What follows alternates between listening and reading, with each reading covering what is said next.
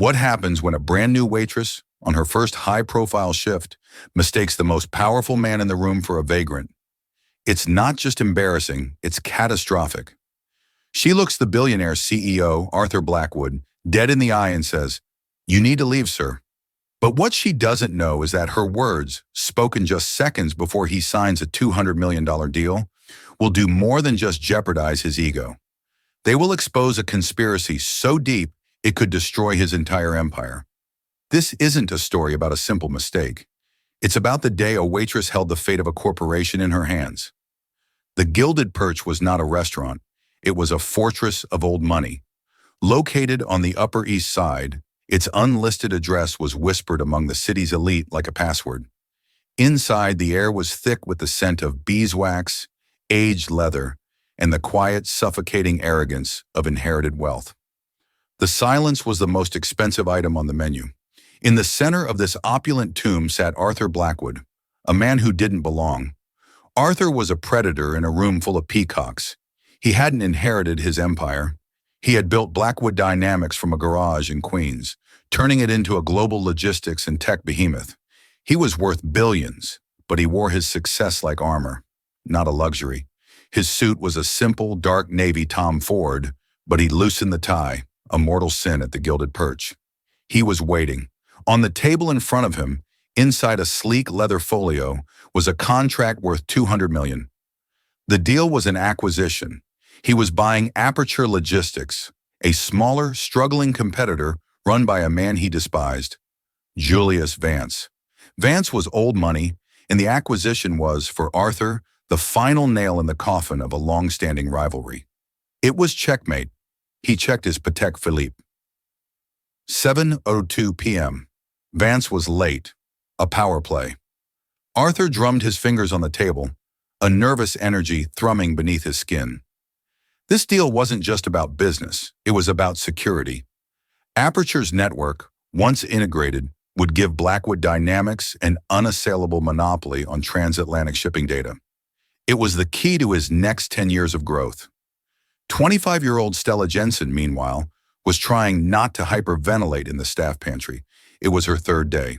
Stella was sharp, observant, and drowning in student debt. After graduating top of her class in finance, she had watched her dream job at a prestigious firm evaporate overnight due to a restructuring. Now she was here, trying to balance a tray of crystal water glasses while the restaurant's maître d', a severe man named Matteo, drilled her. "You understand, yes?" Matteo hissed, his Italian accent sharpening every word. "The private dining rooms are off limits. You do not enter. You do not look. Our patrons pay for anonymity. But tonight, the Redwood Room, this is different." He grabbed her arm, his fingers pinching. "The gentleman in that room is Mr. Blackwood. He is waiting for Mr. Vance. This is not a dinner. It is a transaction that could buy this entire city block. You will bring him this bottle of 95 Macallan and one glass. You will not speak unless spoken to. You will not make eye contact for more than 1 second. You are furniture, Ms. Jensen. Are we clear?" "Crystal, Matteo," Stella said, her voice betraying none of her panic. She'd heard of Arthur Blackwood. Who hadn't? He was the Wolf of Queens, a modern titan. She smoothed her crisp black apron, took the heavy silver tray, and pushed through the swinging door. The main dining room was a sea of hushed conversations and the quiet clink of silverware. Stella navigated it with practiced ease, her eyes forward. She approached the Redwood Room, a private alcove shielded by heavy oak doors.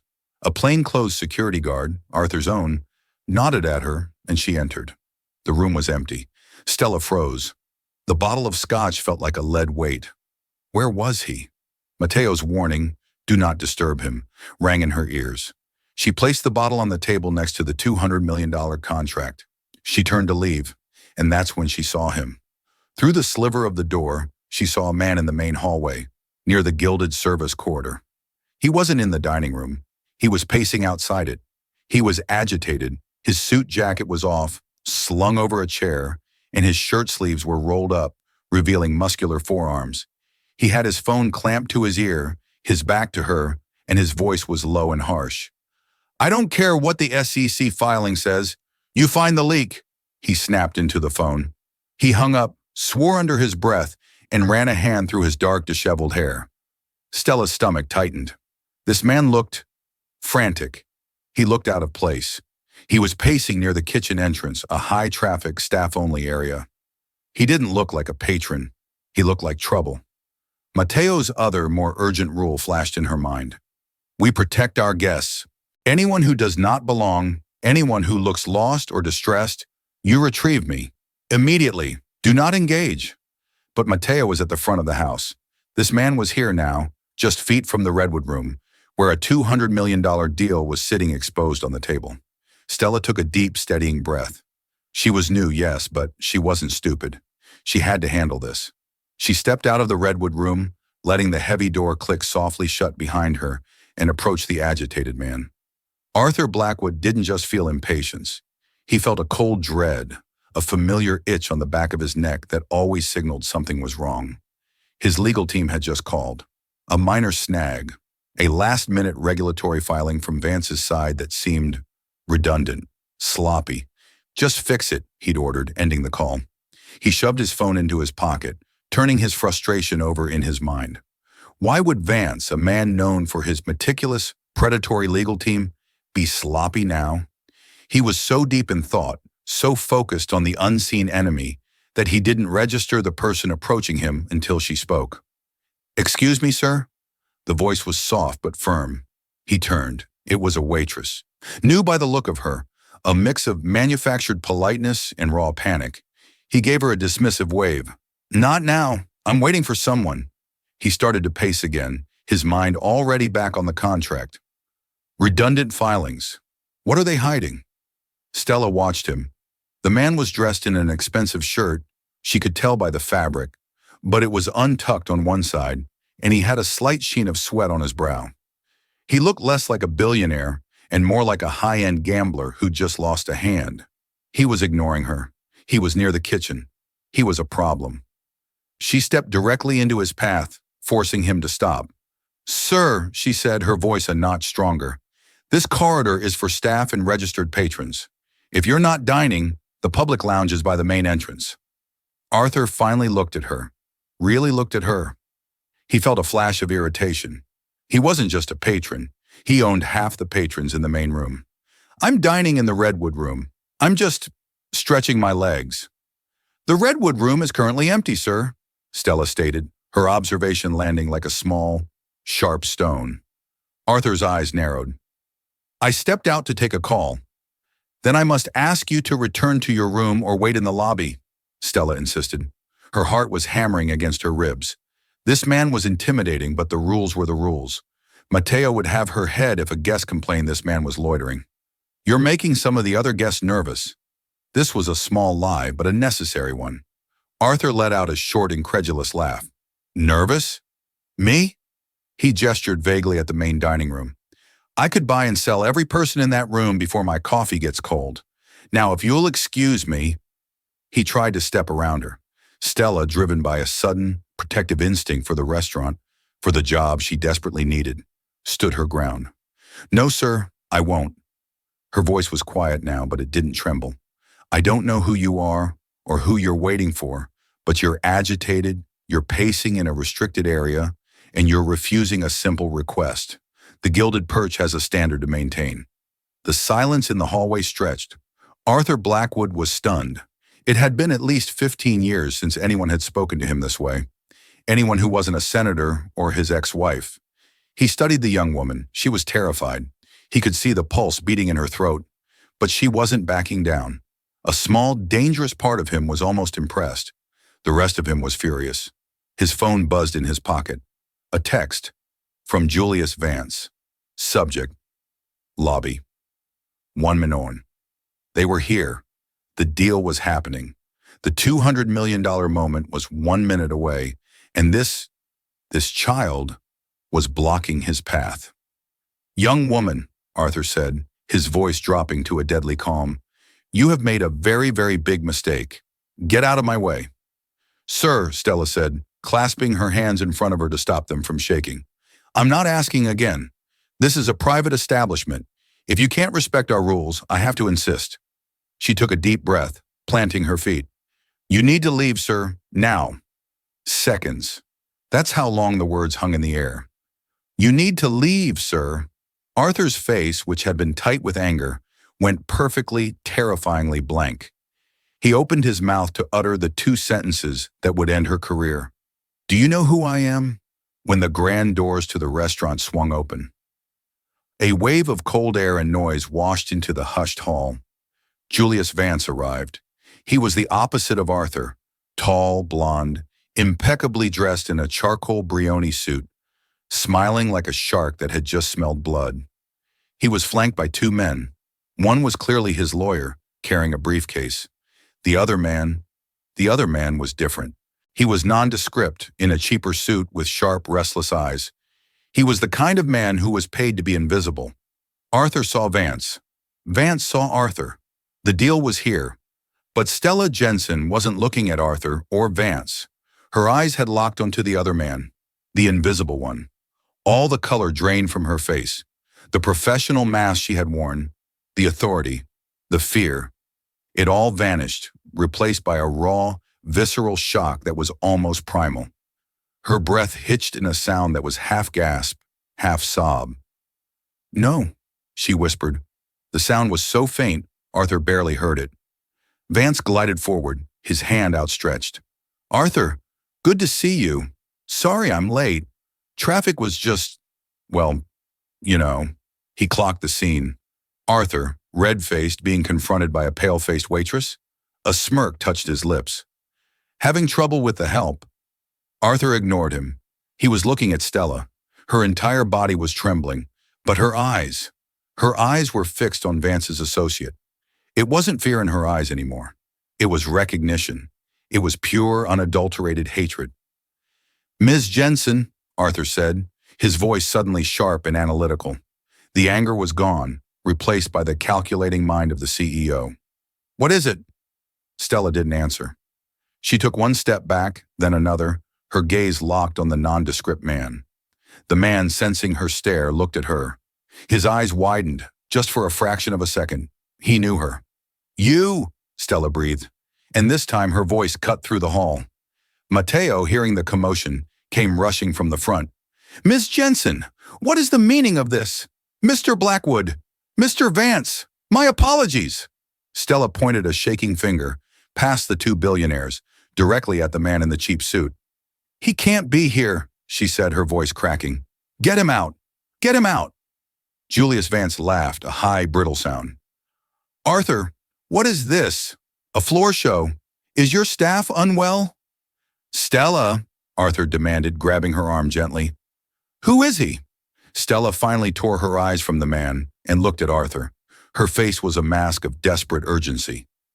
That man, she said, her voice ringing with absolute, terrifying certainty. His name is Michael Thorne, and he's a corporate spy. The hallway of the Gilded Perch, normally a sanctuary of privileged silence, became a vacuum. The only sound was the faint hiss of the air conditioning. Julius Vance's smile froze, then cracked. A corporate what? Arthur, this is insane. This is my associate. If you can't control your staff... Shut up, Julius, Arthur said, his voice flat. He didn't take his eyes off Stella. The $200 million deal, the rivalry, the impatience, it all evaporated. He was a CEO, and the word spy had just been introduced into a $200 million negotiation. His mind was a steel trap, and it had just snapped shut. Mateo looked like he was about to have an aneurysm. Ms. Jensen, you are fired. Get out. Security. Mateo, stand down, Arthur commanded. The power in his voice rooted everyone to the spot. He turned his full, undivided attention to the trembling waitress. You have 10 seconds, Ms. Jensen, Arthur said, his voice quiet and lethal. Explain to me why I shouldn't have you arrested for defamation and slander before you're fired. Stella's eyes were wild. She was looking at Michael Thorne, who had instinctively taken a half step back, his face a mask of bored confusion. But his hands were clenching and unclenching. He's not just a spy, Stella said, the words tumbling out. He's the man who destroyed my life. He works for Quantum Leap Solutions. Arthur's blood went cold. Quantum Leap Solutions, his #1 competitor, the ruthless, shadowy firm that had been nipping at his heels for 5 years?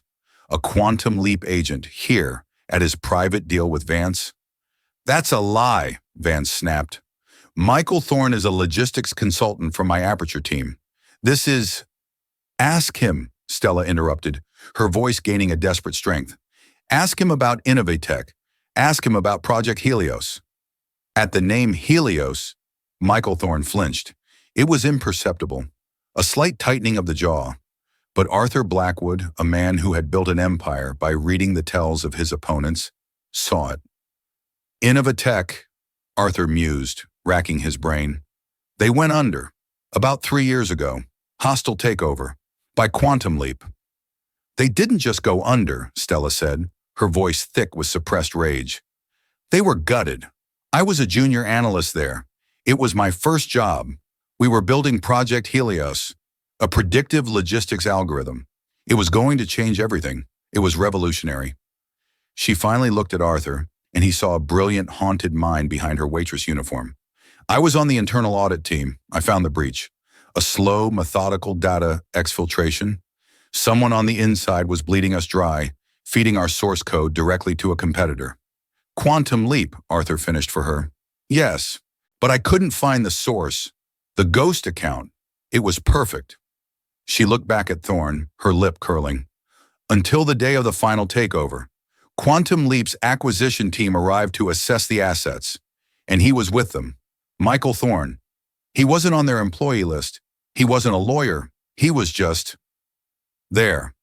I saw him go to a terminal, one that wasn't networked. He typed a 72-character string. I was watching from a security feed.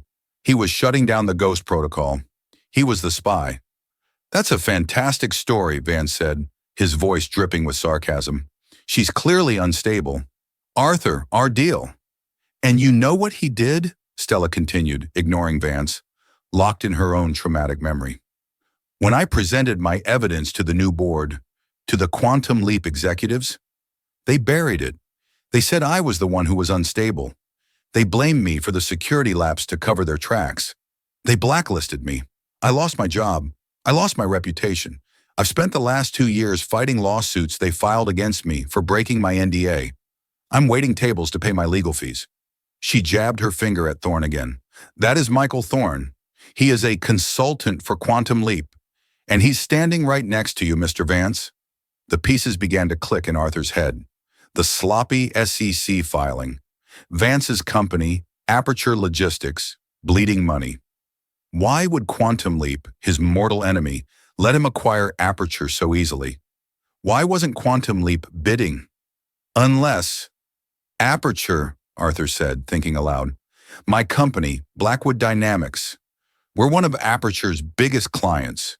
We use your ships, your network. Vance's face was pale. Of course, Arthur. That's why this merger is so synergistic. No, Arthur said, a sickening realization dawning. That's not it. He looked at the $200 million contract on the table in the Redwood room. Then he looked at Michael Thorne. He's not here to stop the deal, Arthur whispered, the horror of it settling on him. He's here to ensure it. The revelation hung in the air, dense and toxic. What are you talking about, Arthur? Julius Vance sputtered, adjusting his tie. It was the first sign of a crack in his perfect, old-money facade. This waitress is hysterical. She's not, Arthur said. His mind was racing, connecting dots with terrifying speed. She's brilliant, and I've been a fool. He turned to Vance, his eyes like chips of ice. Your company is worthless, Julius. I knew it was bleeding money, but I thought I was just picking up the scraps. But it's not worthless, is it? It has one priceless asset. Our shipping routes, Vance began. No, Arthur cut him off. My data, my client lists, my shipping manifests, Blackwood Dynamics' entire operational blueprint. You've been handling my logistics for 6 years. You have everything. And I was about to pay you $200 million for my own data. The puzzle was complete. This isn't an acquisition, Julius. It's a handoff. You're not selling Aperture to me. You're selling me to Quantum Leap. This parasite, he gestured to Thorne, was just here to collect the keys. The $200 million wasn't a purchase price. It was a fee, a payment for the most audacious act of corporate espionage in history. Vance was handing over the digital keys to Blackwood's kingdom, and Arthur was paying him for the privilege. That's preposterous, Vance scoffed, but his voice was thin. Michael Thorne, seeing the game was up, took a silent step toward the exit. "Don't move," Arthur said, his voice a low growl. His own security guard, a large man named Frank, who had been standing impassively by the door, moved to block the main exit. "Arthur, this is kidnapping," Vance yelled, his composure finally shattering. "You can't do this." "Mateo," Arthur said, his gaze fixed on Vance. "Call 911. Tell them I'm holding 2 men for attempted corporate espionage and fraud." "Sir, Mr. Blackwood, please," Mateo begged, wringing his hands. "The restaurant, our reputation." "Your reputation," Arthur scoffed. "Your waitress just saved me $200 million and my entire company. Your reputation is about to get a serious upgrade. Make the call." Mateo, seeing the steel in Arthur's eyes, fumbled for his phone and scurried away. Julius Vance looked from Arthur to Thorne. He was trapped. "You can't prove any of this, Arthur. It's the word of a disgraced, debt-ridden waitress against me." "She mentioned a 72-character string," Arthur said, turning to Stella. "The kill code for the ghost protocol at Innovatech. You said you saw it." Stella nodded, her mind snapping back to the present. "Yes, I memorized it. I've been over it in my head 1,000 times. I wrote it down. It's in my locker, in my notebook." "Go get it," Arthur ordered. "Stella, no." Mateo reappeared. "You cannot leave your post." "Mateo," Arthur said, "if you say one more word to her, I'm buying this building and turning it into a parking lot. Stella, go." Stella didn't hesitate. She ran. She sprinted through the service corridor, past the stunned kitchen staff, and burst into the employee locker room. Her hands shook so violently she could barely work the combination lock. Click, click, whir. She tore open the locker. Inside, beneath her coat and a copy of the Wall Street Journal, was a worn black moleskin notebook. She grabbed it and ran back. She burst into the hallway just as 2 NYPD officers were walking in, followed by a frantic Mateo. The scene was a frozen tableau. Arthur Blackwood, standing like a general. Julius Vance, pale and sweating, and Michael Thorne, looking at the police officers with a resigned, reptilian calm. "What's the situation here?" the older officer asked, his hand on his sidearm. "That man, Julius Vance," Arthur said, pointing, "was attempting to sell my company's proprietary data to a competitor, Quantum Leap Solutions. This man, Michael Thorne, is an agent of Quantum Leap, here to facilitate the transfer. This was a fraudulent transaction disguised as a $200 million acquisition." "That's a civil matter, sir," the cop said, unimpressed, "unless you have proof of a crime." "We do," Stella said, stepping forward out of breath. She was just a waitress, in a simple black uniform, holding a notebook, but every eye was on her. "This man, Michael Thorne," she said to the officers, "is a known corporate operative. 3 years ago, he orchestrated the theft of Project Helios from Innovatech. I was the analyst who found the breach. The kill code he used to cover his tracks is this." She opened the notebook. On the first page, written in neat, clear script, was a line of seemingly random numbers and letters. F1B398, ZL44E, 8G8H, R3E1, T7K0, S5P3, Y6V6, J9N2. Michael Thorne's mask of calm finally broke. He stared at the notebook, his face ashen. He knew what that code was. It was his digital fingerprint. It was esoteric, unique to his specific backdoor protocol, a protocol he had certainly used to probe apertures and thus Blackwood's servers. It was undeniable proof. "He's lying," Thorne whispered, his voice hoarse. She's obsessed." "It's not just the code," Stella said, her voice shaking but clear. "It's what it proves. He has a pattern, and he's doing it again, right now. In Mr. Vance's briefcase," she pointed to the lawyer, who flinched. "I'll bet there's a hard drive, or a thumb drive. It's not just the contract, it's the data. It's the real deal." The younger officer looked at Vance's lawyer. "Sir, would you be willing to open that briefcase?" The lawyer swallowed. I can't. That's attorney-client privilege. Not when it's evidence in a criminal conspiracy."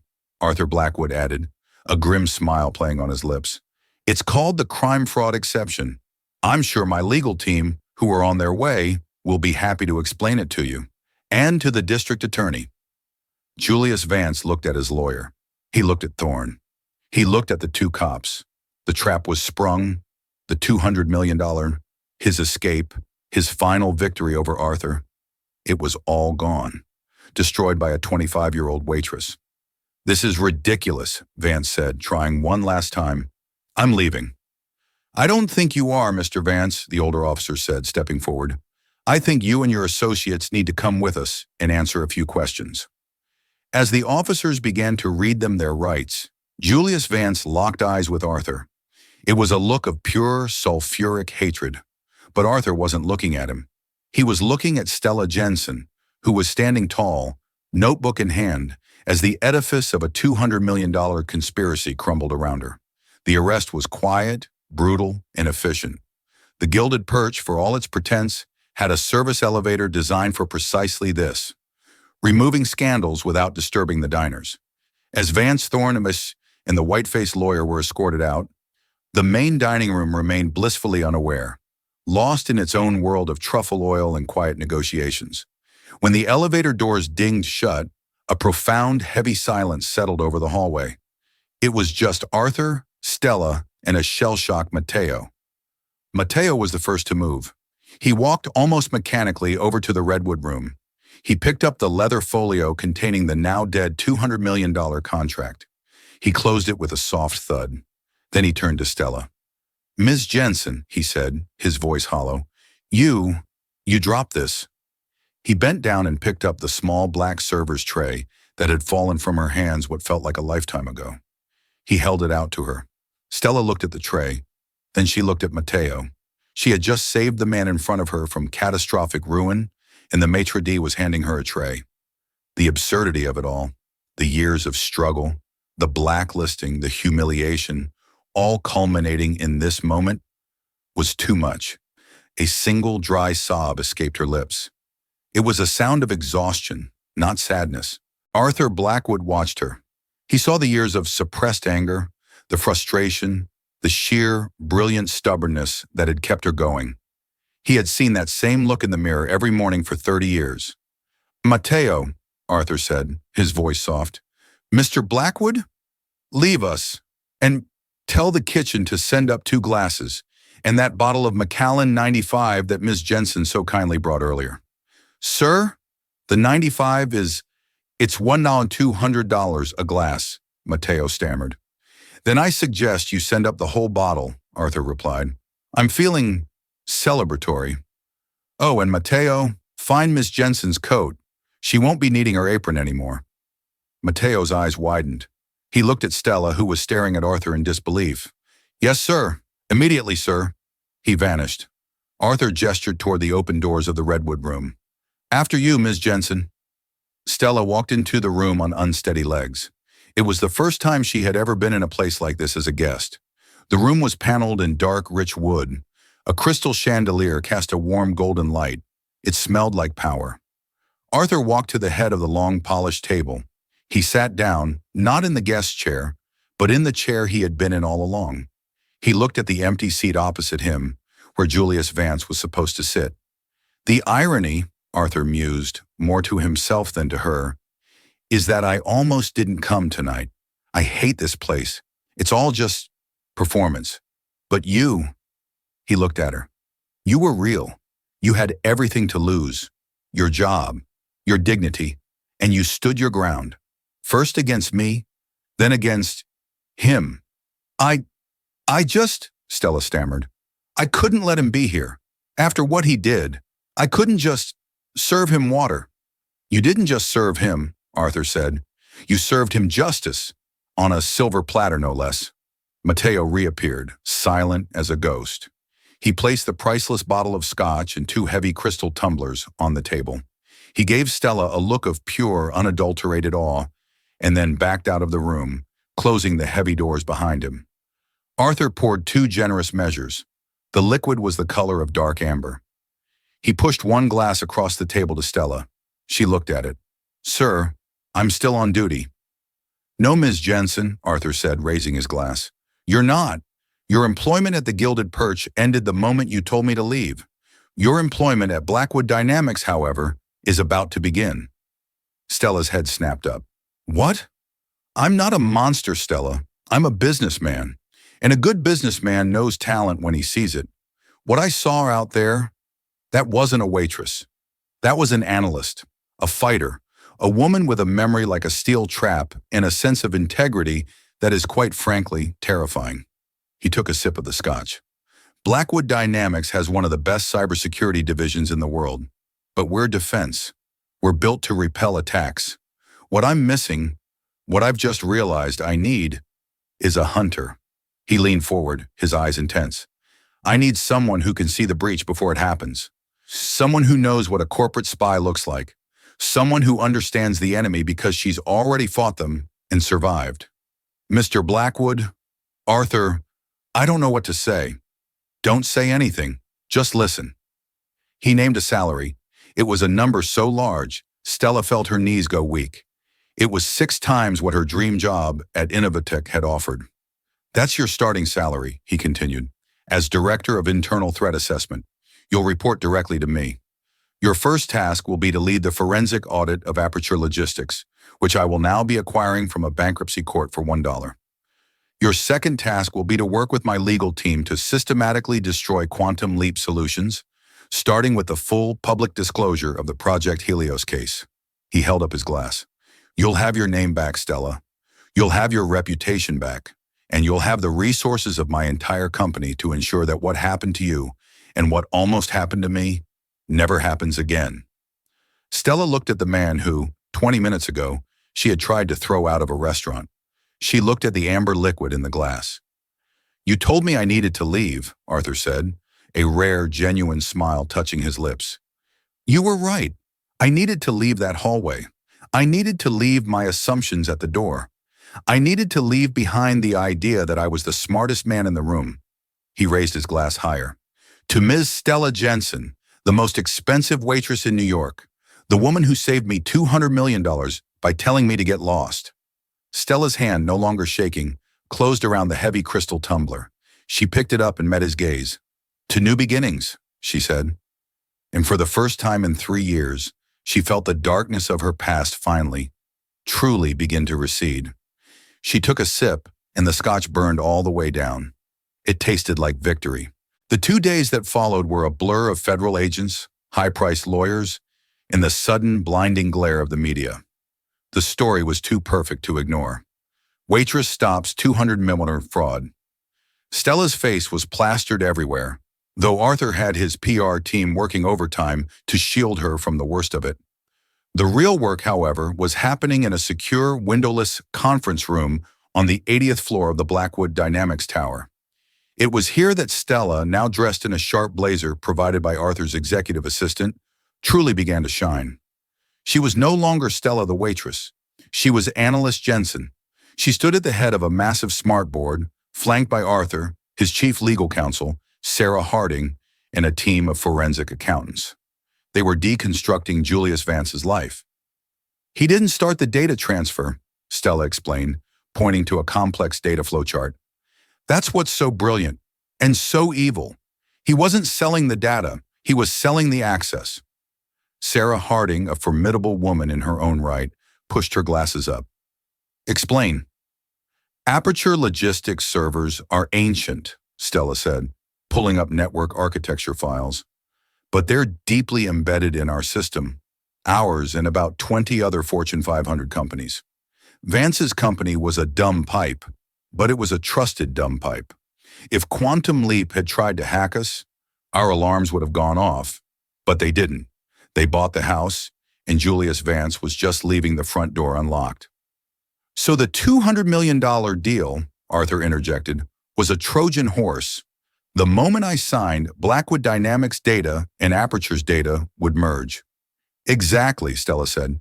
The contract Vance's lawyers drafted had a clause. Here, Section 8.4a, Data Integration and Harmonization Protocol. It looked like standard boilerplate. But this string, she highlighted a line of code. It's not a harmonization protocol. It's a backdoor installer. The moment our network shook hands, this protocol would have activated, giving Quantum Leap a permanent, undetectable admin-level tap into our entire network. Project Helios, the algorithm I've been chasing for 3 years, would have been the tool they used to siphon the data. They wouldn't have just stolen our client lists. They would have stolen our predictive models, our fuel costs, our R&D, everything. We would have been bled dry in 6 months. A heavy silence fell on the room. Sarah Harding looked physically ill. They'd be able to anticipate our every move, undercut our every bid.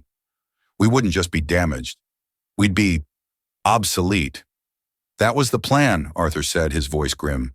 Not just to win, to annihilate. But Stella wasn't done. It's worse. Michael Thorne, he's just a symptom. He's a tool.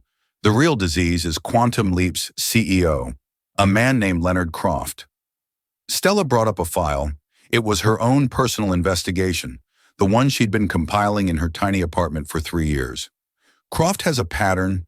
He finds a distressed asset, like Innovatech or Aperture. He uses an operative like Thorne to assess its value, not its market value, but its espionage value. Who are its clients? What data does it touch? Then he finds the most desperate person in the company. At Innovatech, it was a senior VP with gambling debts. At Aperture, it was Julius Vance, whose old money had run out and who was leveraged to the hilt. She displayed Vance's bank records, obtained by federal subpoena. He was 3 months from total catastrophic bankruptcy. Croft didn't offer Vance a buyout, Stella said. He offered him an alliance. He promised Vance $200 million, far more than Aperture was worth, to play the part of the seller. All Vance had to do was convince Arthur Blackwood to be the buyer. It was the perfect setup. Vance gets his golden parachute. Croft gets the keys to Blackwood's kingdom. And Arthur pays for his own execution. And Thorne? Arthur asked. Thorne was there as the consultant to make sure the data integration protocol was planted correctly. He was the insurance policy.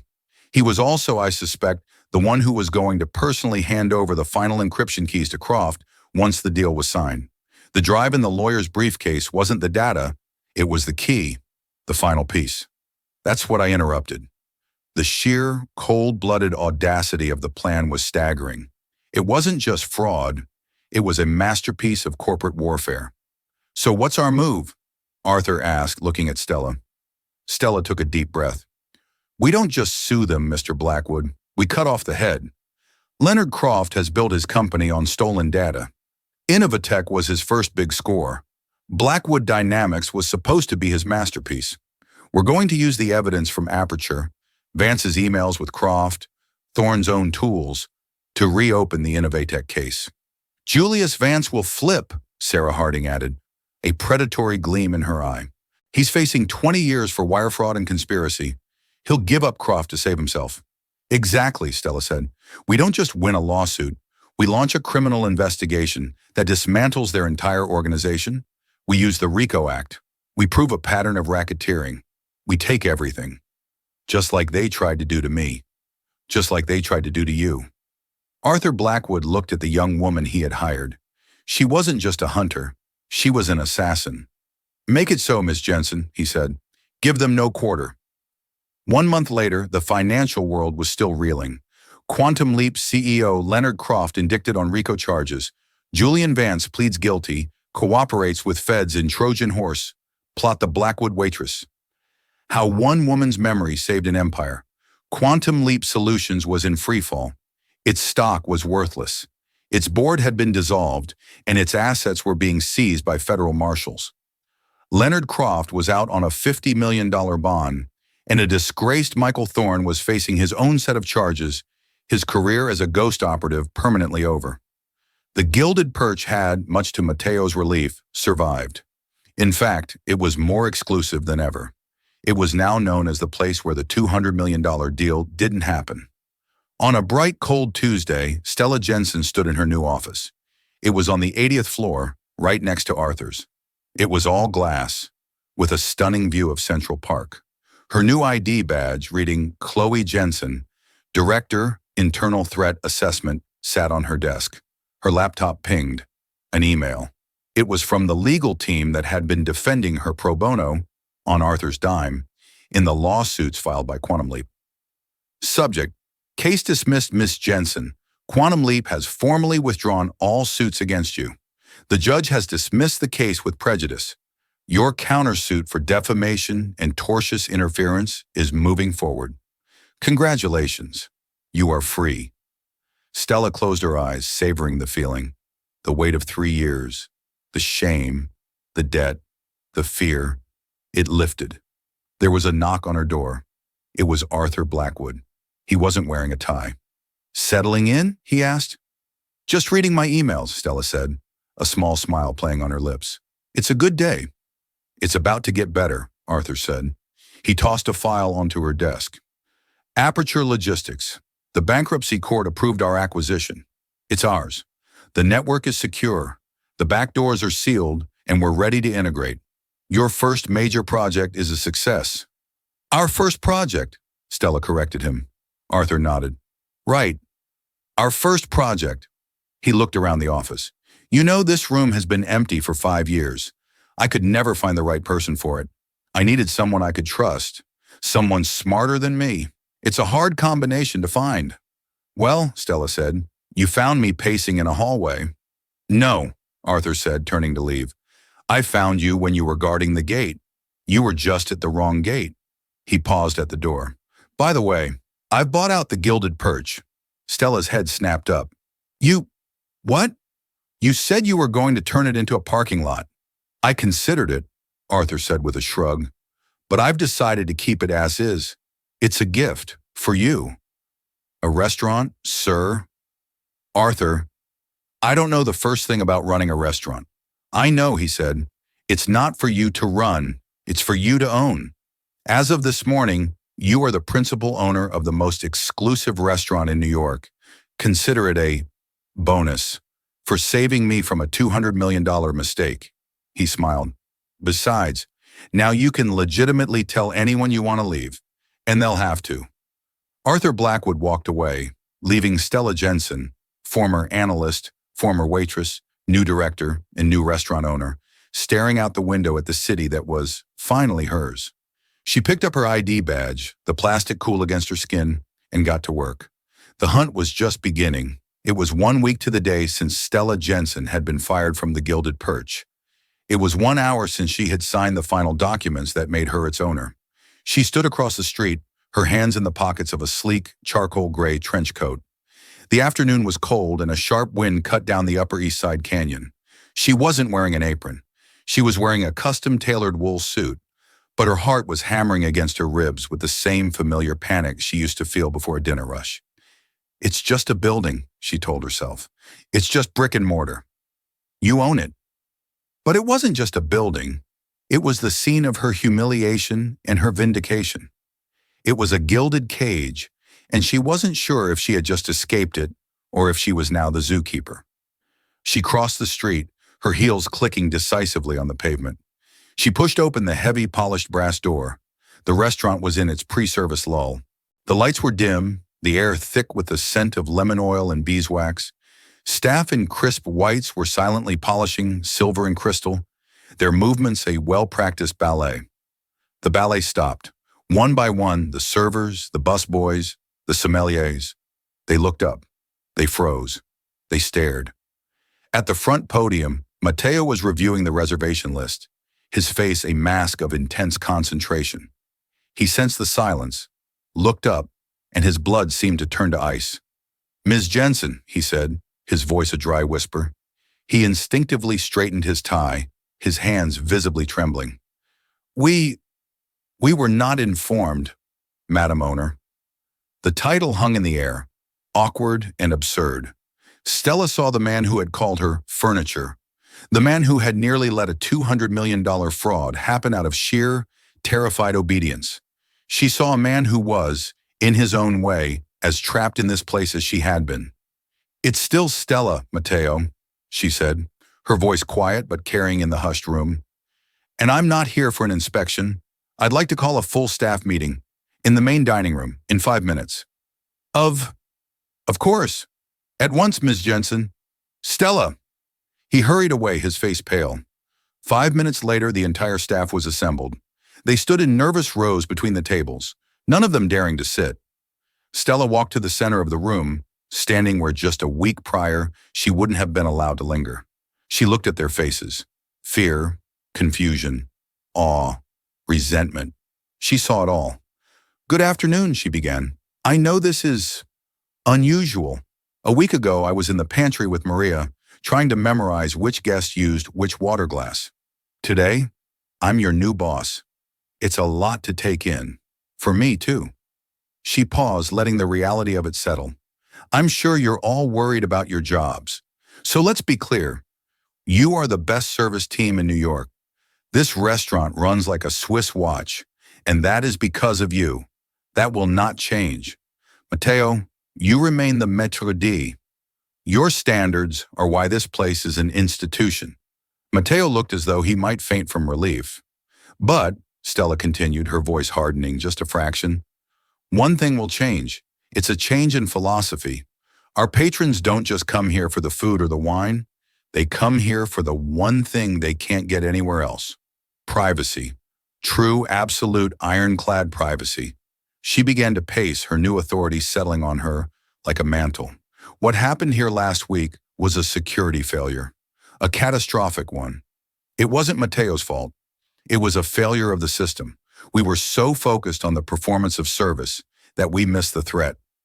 She was looking at the staff, but she was speaking as the director of internal threat assessment. "From now on, this is not just a restaurant. It is a secure location. Our new standards will be the highest in the city. We will protect our guests not just from photographers, but from data miners, not just from rival patrons, but from corporate spies. I will be overseeing a complete overhaul of our network security, our reservation system, and our staff protocols. You are no longer just servers. You are guardians of this sanctuary. Your discretion is your single greatest asset." She stopped and looked at Maria, a young waitress who had shared her locker and always saved her a piece of bread before a long shift. "Maria, you're the new head of service and staff training. You'll report directly to Matteo. You were kind to me when I was new. You're sharp and you see everything. I trust you." Maria's jaw dropped. Matteo, realizing this was a promotion, not a replacement, nodded in vigorous, relieved agreement. "That's all," Stella said. "We open for service in 1 hour. Let's make it a perfect one." The staff, buzzing with a new nervous energy, dispersed. Stella was left alone in the dining room. She had done it. She had reclaimed the space. She walked to the redwood room, the heavy oak doors swinging open. The room was dark. She turned on the light. It was just a room, an empty table, an expensive carpet. The ghosts were gone. She sat down in the chair Arthur had occupied. Her new Blackwood Dynamic secure phone buzzed. It was a priority alert from Arthur. Not a call, but a data packet. She opened it. It was a link to a Financial Times article. "Leonard Croft makes 50 Mellors bail. Passport seized. Vance and Thorne remain in custody." So Croft was out. The head of the snake was wounded, but not dead. A cold prickle of unease ran down her spine. The legal battle was just beginning. Her phone buzzed again. This time it wasn't the secure Blackwood line. It was her personal cell. A text from an unknown, untraceable number. The message contained only 18 words. "I built an empire from nothing. So did you. You think you're safe in your new boss's tower? You're not. I see you, Stella. LC." Stella stared at the message. He wasn't just a legal problem anymore. He was a personal one. She looked up, at the dark, polished wood of the redwood room, the room that had been her triumph. She suddenly felt a chill that had nothing to do with the weather. She was the director. She was the owner. She had all the power. But for the first time, Leonard Croft wasn't just a name from her past. He was an enemy who knew her name. She had hunted him, and now he was hunting her. And just like that, a $200 million catastrophe was stopped by the one person nobody saw coming. Stella Jensen didn't just get a new job.